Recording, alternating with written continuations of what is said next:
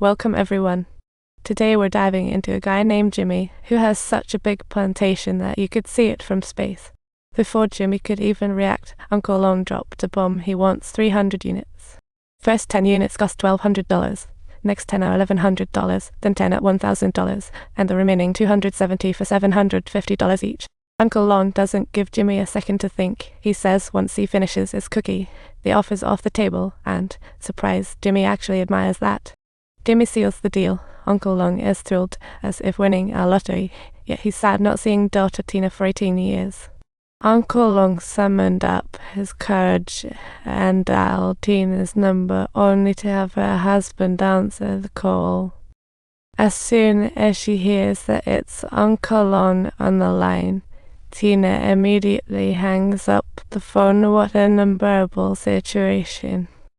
Uncle Long sulks in his room, yet won't give up and plans to try again. After all, he hurt Tina deeply. Time flies, and it's exam time for Uncle Long. Little did the examiner know, they were in for a wild car chase ride. The instructor guides students through the exam when a car arrives, but he dares not move. Uncle Long knows the masked man is after him. He tells his coach to duck and not get shot, then he floors it. Even the seasoned coach has never had such a thrilling getaway. Subtitles. Uncle Long keeps his eyes fixed on the shooter's car and directly crashes into it at the turn. The shooter's car flees, yet Uncle Long persistently pursues, determined to reveal the identity of this mysterious shooter. Unfortunately, the shooter's car is too small, and Uncle Long's ride can't squeeze through, so he's stuck watching them zoom away. But he does jot down part of it. He borrows some blood from the instructor, scribbling the plate number onto the windshield. The cops arrive once again, moving slower than molasses. He revealed nothing, only suggesting it might be the instructor student seeking revenge for multiple failures. Unexpectedly, the shooter had already hidden it in a secret place. The shooter sets their car ablaze, trying to wipe out any evidence. Uncle Long's first thought, that's the guy he punched in the jaw in the family. Uncle Long calls Kiki, but she flat out denies it and asks if he's lost his mind. So he decides to explore other options. He brings flowers and a urinal to visit the coach in the hospital, then presents an envelope as his sympathy gift. Uncle Long signals to the coach to keep it on the down low, explaining that the hit was targeted at him and he's just compensating him. He asks if he'd be able to check the license plate.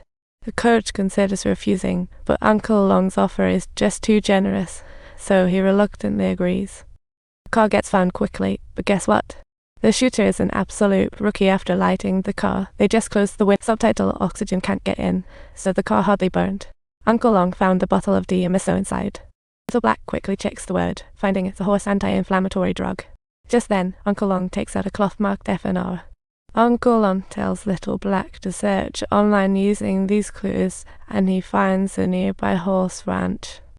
Uncle Long brings Little Black to the ranch to gather info.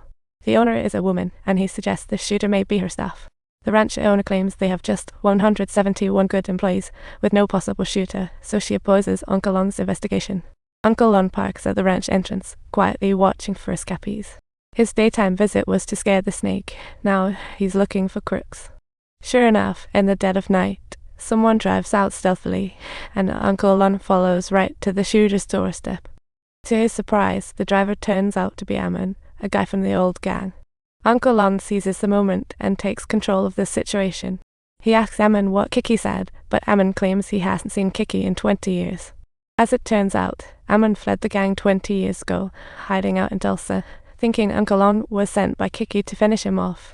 Uncle Long doesn't buy Ammon's story for a second and is ready to pull the trigger.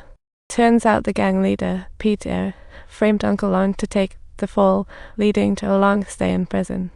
Hearing this, Uncle Long decides to trust Ammon, but when Ammon tries to shoot him, he realizes Ammon's got to pay the price he's gonna work for Uncle Long. He pays $300 weekly protection fees, and while at the bar negotiating, Uncle Long learns of a music festival plan. The little town's having a music festival soon, where balloons filled with nitrous oxide will fly off the shelves. Each balloon will sell for $10, and the bar owner just needs to stock up legally. What a money-making scheme. Peter and Little Black are raking it in at the festival, and sure enough, they are making a killing. But that night, two guys confront Pewter, saying this is the turf, and ask who gave them the green light to sell balloons here. Things got tense, but both sides kept it civil more or less. The next day, they report back to their boss that someone invaded their business, but the boss has no reaction whatsoever. The boss instructs the crew that it's time to take action. At night, Little Black and Pewter return to the festival to sell more balloons, only to be jumped by a mob as soon as they arrive. Uncle Long sees their facial bruises and flies into a rage. Since they messed with his crew yesterday, Uncle Long decides to return the favor, no holding back. He storms in with his subordinates, and a fierce brawl indeed breaks out. Blood is everywhere in the air. Their foes are quickly losing ground, yet someone still dares to make a sneaky attack on Uncle Long. Hammond sees this and immediately drops his bat to give the two a taste of their own medicine. In the end, Uncle Long's side wins with a resounding victory. Since they snatched his business yesterday, Uncle Long isn't being nice, he snags their stuff right back.